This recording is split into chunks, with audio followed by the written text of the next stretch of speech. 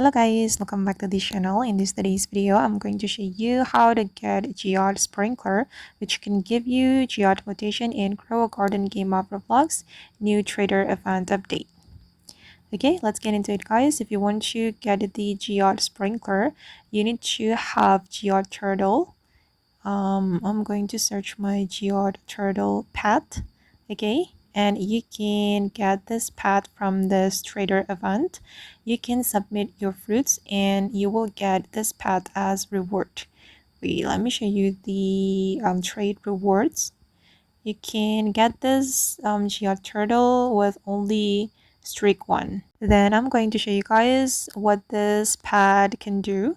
Basically, it can convert the advanced sprinkler into a Geode Sprinkler, which can apply the Geode mutation. And I'm going to show you.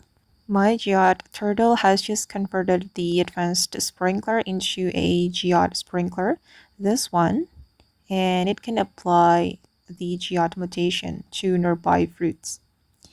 Okay guys, and that's how we can get the Geode Sprinkler in Grow Garden game of Roblox.